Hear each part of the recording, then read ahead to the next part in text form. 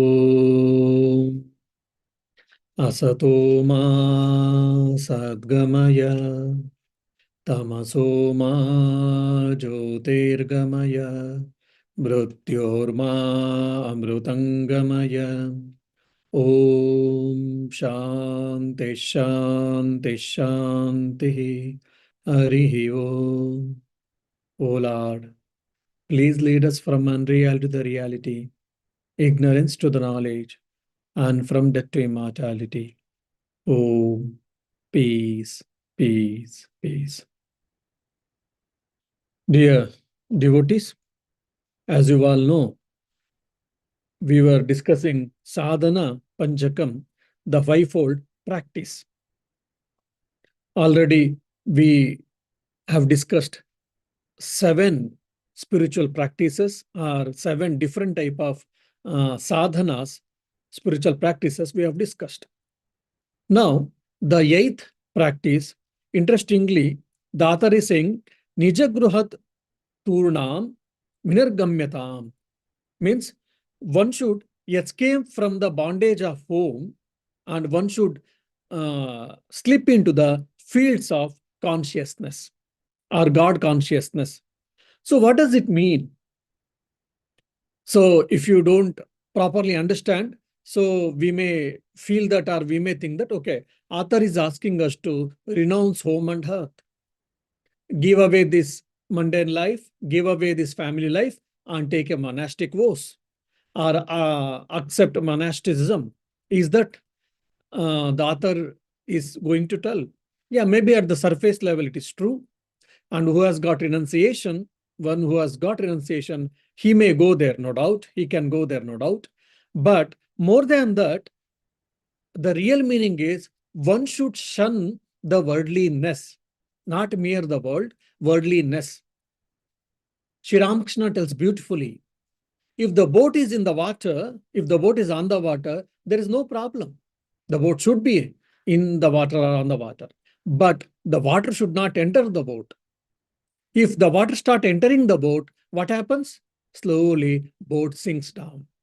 Similarly, we ourselves living in the world is no problem, but the worldliness should not live in our mind. That is the root cause for all our suffering. That is the root cause for all our problems, for our cycle of birth and death, for our attachment, for our agony, pain, all these things. So Nijagruha Turnam Vinirgamyatam means one should leave the home and one should leave the home means what? One should leave the attachment to the world, to the my achievements, to the my ego, to my emotions. Then attach oneself to the God, attach oneself to the consciousness. So detach oneself from this mundane world, from these worldly things, and attach to the God. That's what we have to understand. Means one should lose interest. One should lose unnecessary attachment to the sense gratification, to the little things, to the worldly things. So does it mean that should not we desire for anything, or should not we struggle, should not we work for money to take care of family? Yes, you can do all of them, but don't get attached. How to understand this? In the olden days, or even now also in India, in the, what do you say, in the rich people's house, workers will stay. And most of the time they stay there only, and they will have a workers' quarters. They will be staying in the workers' quarters. These people have all the rich comforts, no doubt, but the workers' quarters may not be in a very good condition. Anyway, with that condition itself, they will be struggling to sustain. They will try to sustain. Why? To take care of the family. These housemates will be taking care of the owners and their family, their children, their washing the clothes, sweeping, mopping, hoovering, cooking. So many things they will be doing. Meanwhile, if they are working for a long time, if there's a bit some close connection with the owners and their family, sometimes these maids, they take care of the children. And they'll be saying as if, oh, you are my Jam, you are my Rama, you are my Emily. So as if they will be treating the children, the owner's children, as if their children. But they will show the affection, they will show the emotions, they may show the love, they may show the concern. Externally, people may get astonished to see that so much, though they are mates, they are paid for that, but they are looking after so well. Fine. But in their heart of heart, they will be knowing that my real children are in somewhere village, are in the thatched hut. These children and this property does not belong to me. They may be showing all that affection, care, etc., but in the heart of heart, they will be knowing that. So, like that, one should live in the world or family, Sri Ramakrishna tells. Means live in the world, but don't get attached to the world. Just like the simple example is given is Padma Patram Yuvambasa, the lotus and the lotus. The lotus lives in the water and in the muddy water, but either the lotus or the lotus leaves doesn't get tainted. Similarly, one can live in the world, never mind, but don't get attached to this world. Don't get tainted by this world or the worldliness. So be homeless. What do we mean by be homeless? Means I am caretaker of this house. Finally, okay, on the paper, I own this house. The house is in my name, on my name. That's all fine. But we have to be witness. I am the caretaker of this home. This house belongs to the God. I am his devotee and I am taking care of this. And this the whole world, universe belongs to God. If the whole universe, if it belongs to God, even this house also belongs to him. So I'm caretaker of this house only. So I being the child of the God, child or the daughter of the God, then I'm caretaker of this house. So one can be detached and live in this family life or live in this house, home, or whatever. That is what the author is trying to tell. Be homeless.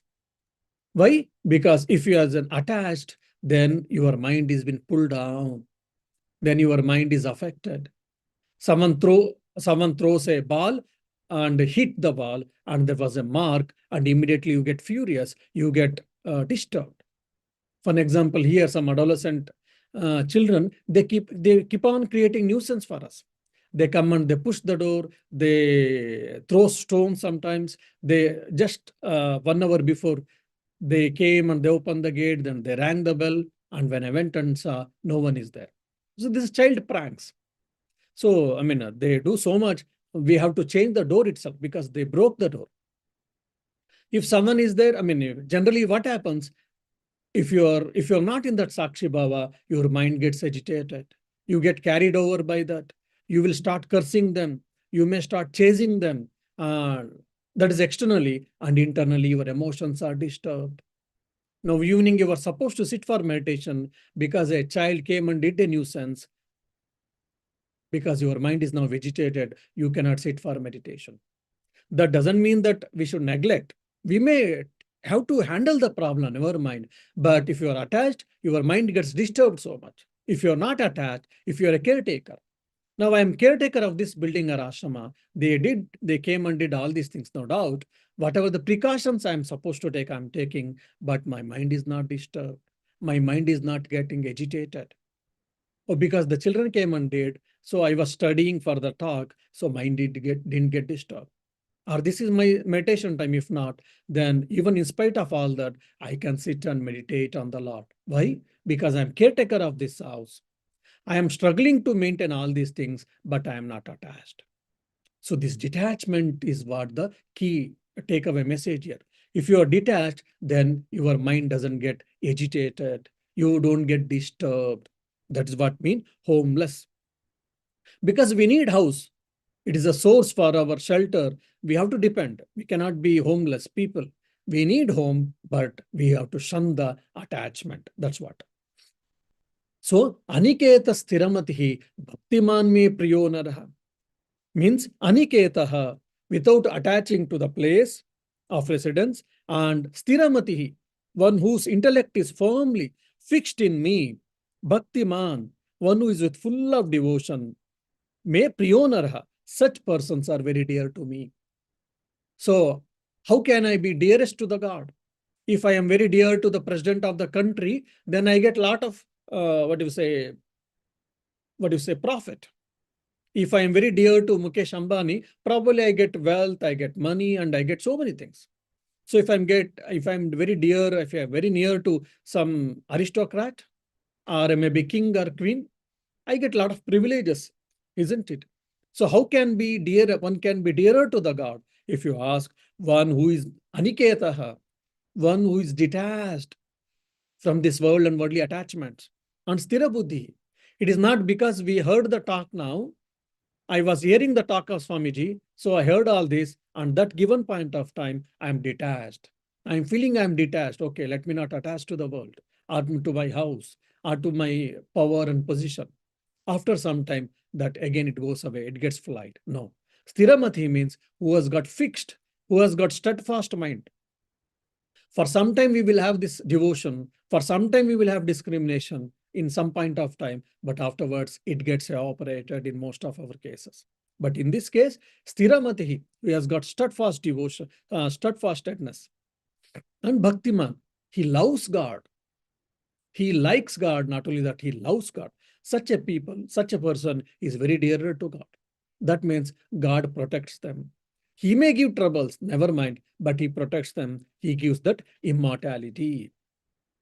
So I, me, mine, all these things should be shunned, and I should live as a traveler. And there's a beautiful story actually. Once a monk went to the palace and he approached the king. And king, because he's a monk, mendicant, he welcomed him with all due respect and he asked, Sir, Venerable Sir, or revered Sir, kindly let me know, how can I serve you? So the monk wanted to stay. He wanted an accommodation. He said, I want an accommodation in this guest house. Okay, in this guest house, what do you mean by that? Oh, this palace is a guest house. If this palace is a guest house, so I want an accommodation for 2 or 3 days. Now, if the monk had asked just for an accommodation, for staying, definitely king would have happily would have arranged with all arrangements, because he's a king. He's a rich fellow. He has got palace and he has got guest houses, all these things. But king became furious because the monk said that the palace is a guest house. So the king was furious, and because he was furious, he lost his mental balance and he started scolding monk. You mendicant, you rogue, and you penniless beggar, you have come to ask to seek some help from me, and you are saying, you are equating this wonderful, spacious palace to the guest house. How courageous you are, and what nonsense all these things. If I wish, I can remove your head from the body. Do you know? Just ask pardon or just take back your words. All this heart exchange of words was, heart exchange of words was, correspondence was happened between king and the monk. But monk kept quiet. He was not disturbed. Just he was hearing and he was smiling and he loud laughed. Very loudly he laughed. Still king took aback and said, why are you not feeling shame because I've scolded you? Instead of feeling shame and guilty, you are laughing. What makes you to, behave in such a stubborn way? The king said, then the monk said, my dear king, sorry, I think you didn't understand my sentence properly. Or you didn't understand my meaning of the behind meaning of the sentence. Then monk asked, what is that? He said, you see, we are all travelers. The whole world belongs to God, isn't it? Yes. And before, say 20 years before, 30 years before, where were you? You were not born. Then this kingdom or this palace belongs to whom? Your father. Okay. Before 80 or 90 years before, this palace belongs to whom? His father. Then just 20 or 30 years before you were born, and because you are the son of the king, and now by hereditary or whatever, you have got this kingdom and this palace, and just you are there. After a few years, when you depart, then this palace will be owned by someone else. Maybe your son or grandson or some other relative or some other, if the enemy comes and occupies this palace, then the palace will be his. So that means you are also a traveler like me. You may be staying in this guest house for a long time. You are a traveler for a longer time. I'm a traveler for a short time. So we're all travelers. Since we're all travelers, this is the guest house. From that angle, I meant this palace is a guest house. So can you provide an accommodation for me for 2 or 3 days? Then the king was astonished to hear this beautiful explanation, and he asked pardon, and he said, Sir, sorry, I didn't understand your real intention or the meaning behind your statement. I took it literally and I was furious. As a result, I lost my mental balance. Then that's the reason I scolded you. I beg your pardon. Then monk said, That's all right. And with all compassion and mercy, the monk blessed him, and he also pardoned. Then monk was given a wonderful treatment with a best, what do you say, spacious building or the room, and all the best things were given. Monk was not disturbed by any of these things. Just he stayed for 2 or 3 days and he left the place. Now you see, the monk beautifully made the king to understand that we are all travelers in this world. Because when the whole world belongs to God, even the house or the palace or the estate, everything belongs to God. In the day-to-day life, practically, yes, I may own that property. I may be taking care of that property. I might have struggled a lot to take care of that property, but I am the caretaker only. When the death comes and knocks at my door, I have to leave all these things. Then, if that is the case, some time before this didn't belong to me. After some time, even it doesn't belong to me. In between some little space, if it is belonging to me, it is as good as not belonging to me. Then why are you getting attached? This is what the scriptures or the Vedanta is asking you. Okay, just like this body belongs to me, this house also belongs to me. Let me take care of it. Let me use it and to reach the God, to have the God realization, self-realization. That's what we mean. So if you're not attached to body and mind, if you're not attached to house, then they don't create a problem. If you're attached to your body or mind, if you're attached to the house and the property, then your mind will be disturbed. If you want to stay happily, if you want to have a God realization or self-realization, then be homeless. Means be detached or be traveler in this world. This these 8 spiritual practices are wonderful, and this ends the first verse or first sloka. Now let us try to read or understand the second verse or sloka. Sangha satsu vidhiyatam bhagavato bhaktir dhrudhadhiyatam shantyadhi parichiyatam drudataram karmashu santyajyatam sadvidyanu upasrupyatam pratidinam tatpaduka sevyatam brahmaikaksharam martyatam shruti vakyam samakarnyatam. It was bit more of compound words, bit difficult to pronounce, no doubt. The meaning goes like this: seek the companionship with men of wisdom. With men means human also, with the right people or with wise people. Seek the wise people's companionship. Then be established in firm devotion, that is love towards the Lord. Cultivate the virtues such as peace, controlling the sense organs, controlling the mind, and so on.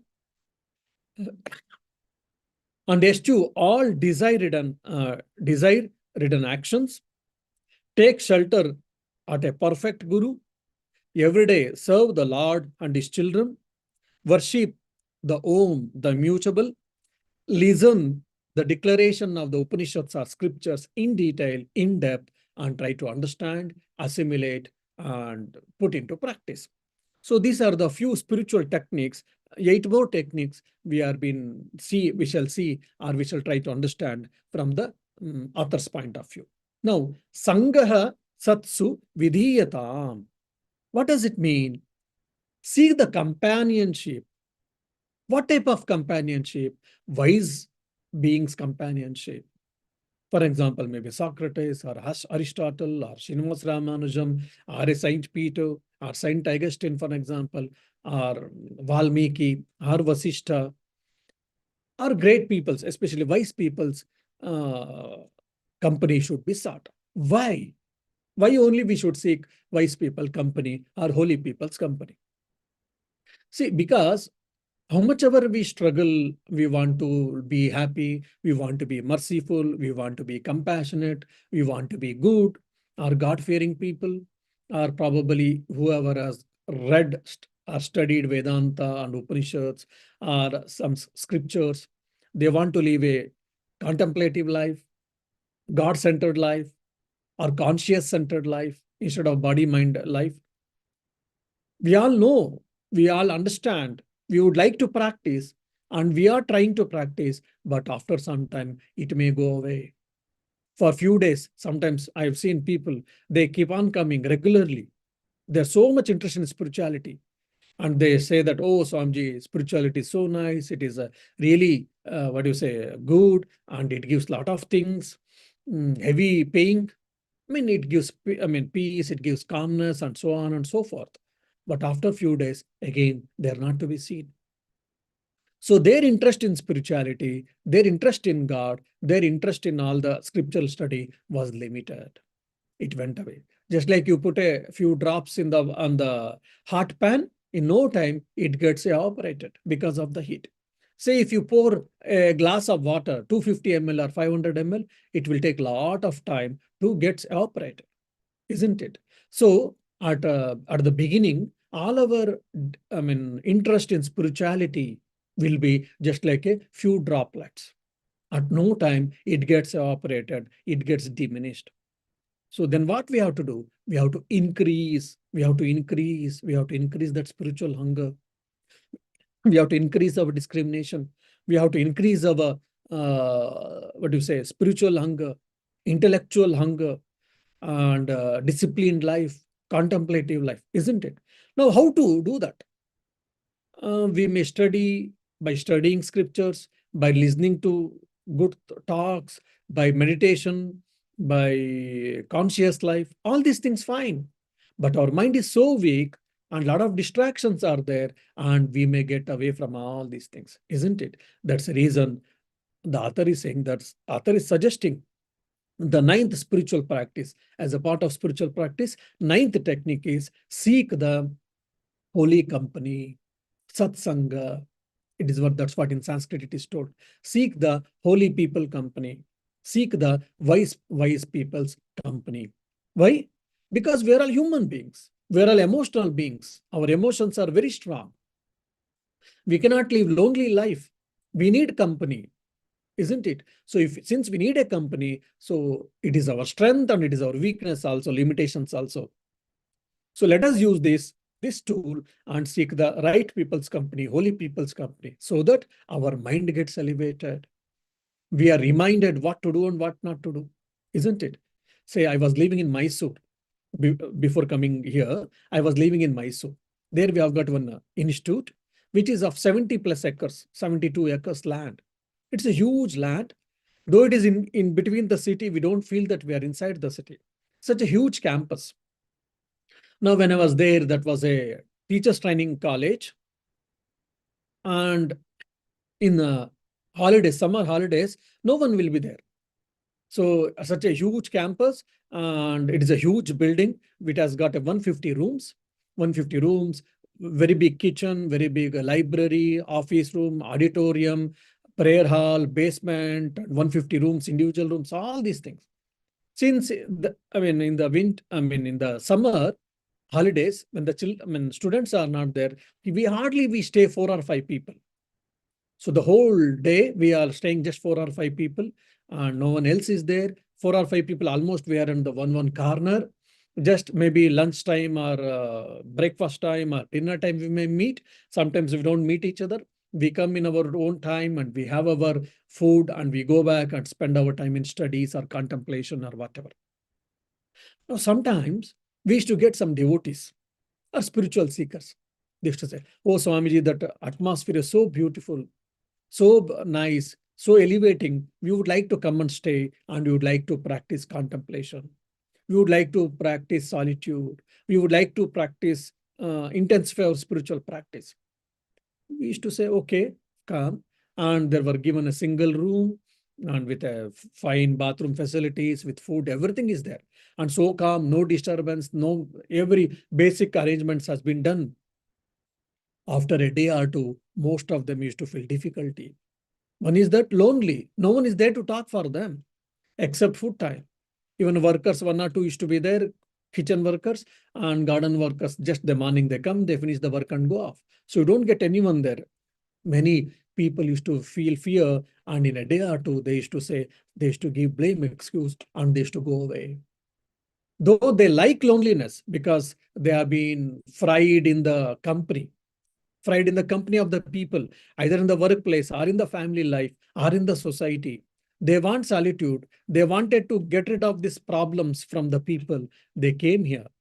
But in a day or two, most of them, if not all, most of them, they feel fear. They cannot bear that solitude. They cannot bear the loneliness. They give some blame excuse, and many used to run away. Oh, Swamiji, I have got this problem. I received that phone call, etc., etc. And they used to go away. And we used to hear and laugh. We used to feel, I mean, laugh means we used to feel sorry for them. So many times we feel, oh, if I can stay lonely, alone, how nice. There is no problem. Yes, maybe, but most of us, we cannot stay lonely. Many times the devotees or the people, they do ask us, oh Swami, how do you stay alone? For an example, here, now in this ashrama, I'm alone. If any devotees comes, fine. Otherwise, I am alone. How do you spend your time? I have no problem. I have so many things to do. Cleaning, japa, meditation, studies, and work, and so many things are there. So I don't have any problem. Even for a month, for discussion's sake. For 1 month, no one comes. And I'm alone for 1 month. I've not seen a single person. So do I feel fearful? Do I feel morose? Do I feel lonely? No. Why? I am happy with myself. I'm happy with God, with the thinking of God or whatever. So most of us, we cannot do that. So we need company, isn't it? So that is our strength and that is our weakness also. So use that tool to have the holy company. Why? When we get a holy people's company, right people's company, good people company, we also get inspiration or motivation to do right things. If we get a company of the wicked people, sorry, wicked people or a mean-minded people, then our selfishness increases, our worldliness increases, or our unknowingly wrong attitude, wrong perception, wrong behavior, conducts also can be increased. Because we also can get easily affected by their nature and conduct in due course of time.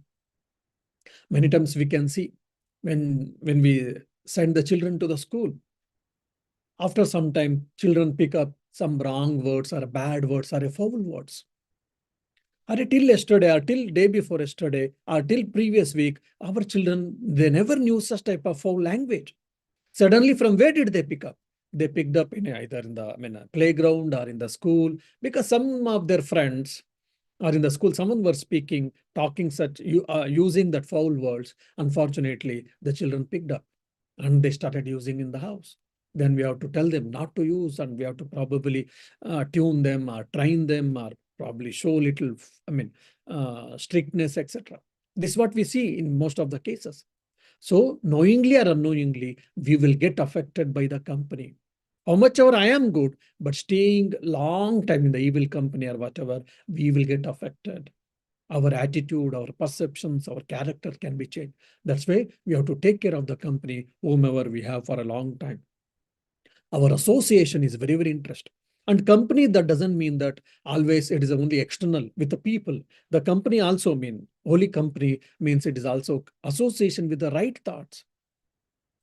Okay, I'm having a good people's company. Once in a while, we meet each other, we will talk and all fine. But when you come back to your room, when you come back to your home, with whom you are there, I am with my mind, isn't it? So I should be also try to associate myself, my mind, with the right attitude, with the right values, with the right thoughts. Because we have got two parts of mind. One part of mind will be always encouraging good thoughts, good values, higher values. The other part of the mind will be giving always negative thoughts, negative feelings, lower things, mean-minded thinking, all these things. So we have to associate more and more right thoughts. good thoughts, higher values in our own mind.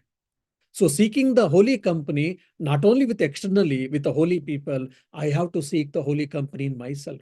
Means encouraging the right practice, encouraging the higher values, encouraging the higher thoughts, higher feelings, higher emotions, isn't it? For example, compassion, mercy, unselfishness, contentment, let go things, love, helping nature, all these good values we should associate more and more. And unnecessary getting disturbed and negativity or hatred, jealousy, mean-mindedness, and troubling others unnecessarily, or troubling others, such type of nature if we have got, we have to check and we have to get away from that. If we should not associate with them. For example, in the Mahabharata, we can see Karna. He was such a great personality, but because of his association with the wrong person, with a wrong-natured person, Duryodhana, he got, he died. Why?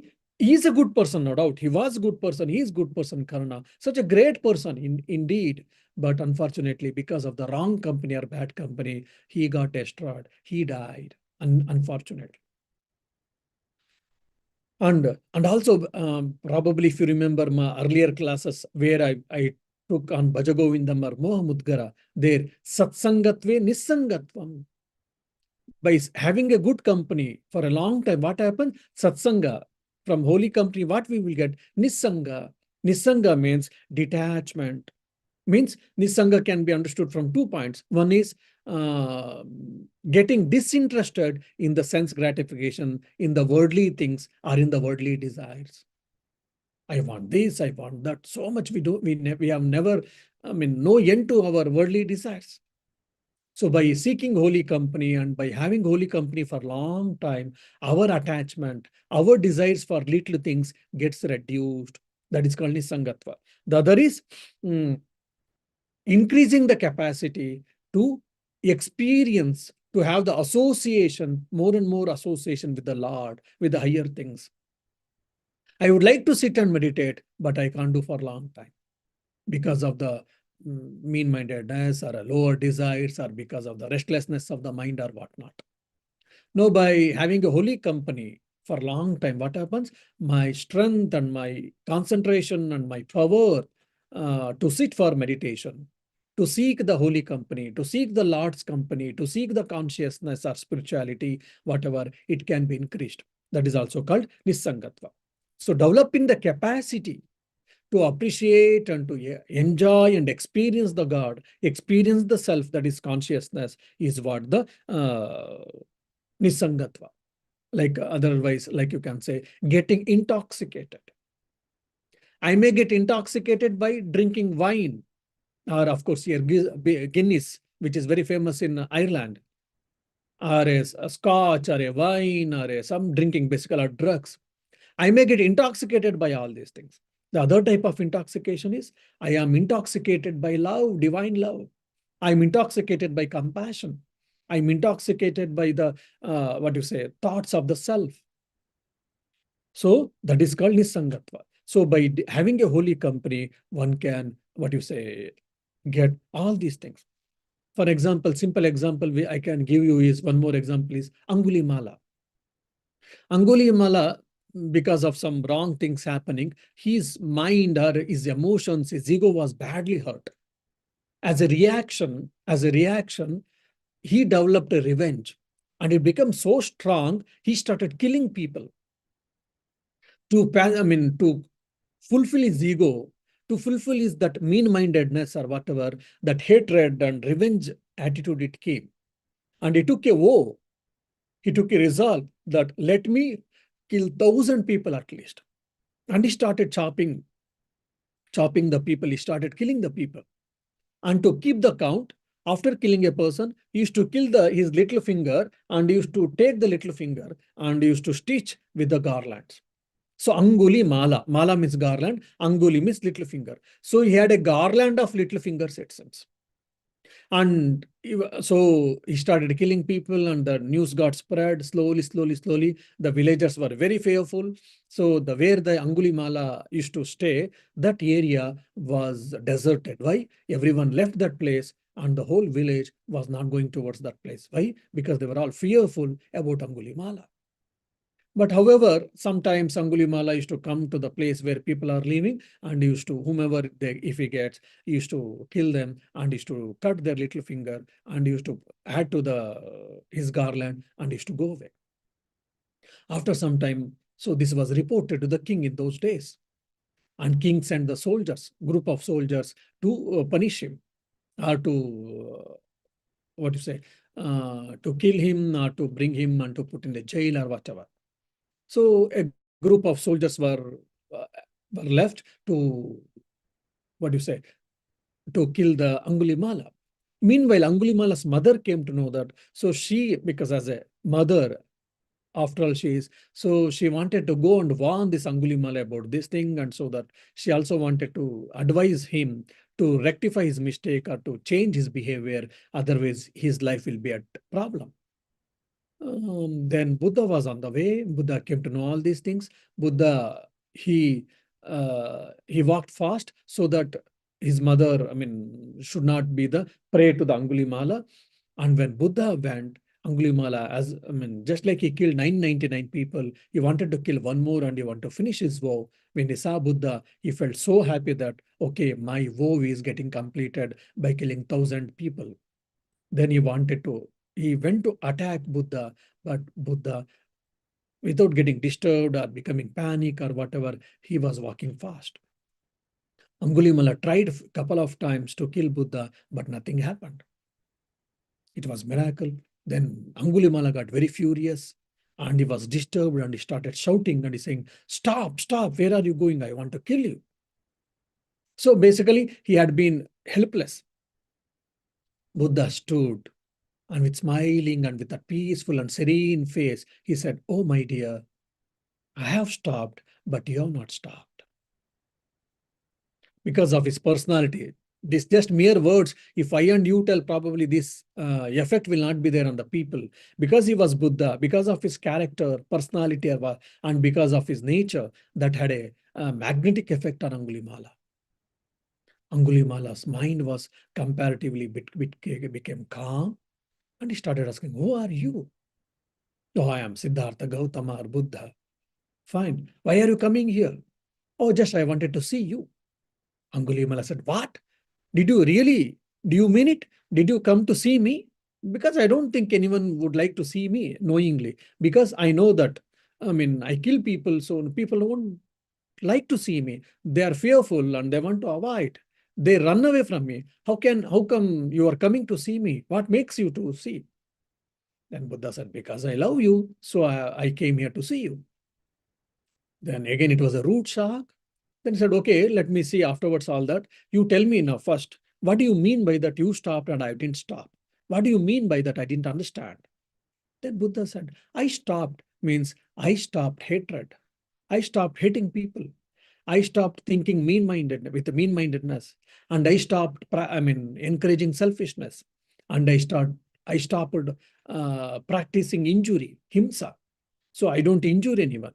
I don't trouble anyone. So I stopped troubling people. I stopped killing people. I stopped, creating nonsense and nuisance for others. But whereas you have not stopped. So you are supposed to stop. It is not that I am supposed to stop. So these words, when he explained, this was a magnetic spell or magnetic effect on the Angulimala. Angulimala understood his mistake and he understood because of someone cheated him or etc. Whatever the reason, the history, because of that he got hurt deeply, and as a reaction he took a revenge, and by killing 999 people he felt guilty of it and he felt really sorry about it, and he fell at the feet of Lord Buddha and he asked to pardon him, and he asked him to teach what to do and what not to do, etc. Buddha accepted him as a disciple and he instructed what to do and etc. Then slowly Angulimala started changing himself. But people didn't know this, or they were not able to accept it. When Angulimala started coming towards city or in the villages and etc., when people came to know that he's Angulimala, they tried to beat him by with stakes, and they started throwing stones on him, etc. and many times he was bleeding profusely.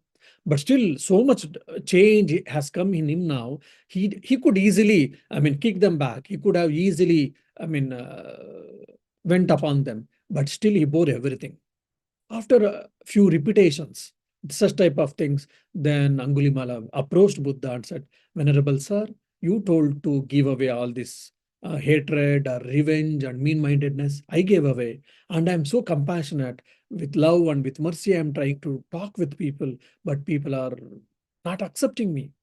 They are scolding me. They are beating me with sticks and stones. So what do you say? What do you would like to say? Then Buddha laughs at it and said, Yes, you have changed, no doubt, but people have not noticed it. And moreover, whatever you have done earlier, you are paying back. So hold on to this. Hold on to your firm understanding and keep going further. And today or tomorrow, people do understand. So don't bother about all that. Then Angulimala accepted and he started practicing love, compassion, etc., etc. After a few days, once one pregnant lady was suffering from the labor pain, then there was no help for her. Then Angulimala went and he started helping her. When he was helping her, she felt so happy and she felt so thankful and etc. That added more love and compassion to the Angulimala. And this news was spread by nearby villages. And slowly people understood that Angulimala has left his what do you say, a wrong nature or is the demonical nature, and he has changed and he has become a right man, good man, etc. And they also started loving and respecting Angulimala. So slowly, slowly, in due course of time, people accepted and respected the Angulimala. Now, because Angulimala came into contact with the Lord Buddha, his life got changed. When we come into contact with the great people, holy people, wise people, our life changes. One thought one thought can bring a change in our life, and that one change in a thought can bring a greater change in our life. So we don't know how we do get a divine grace. So seeking a holy company is very, very important. Now, when I say holy company, already I said wise people, rightful people, etc. And this satsanga, holy company, also has got many things.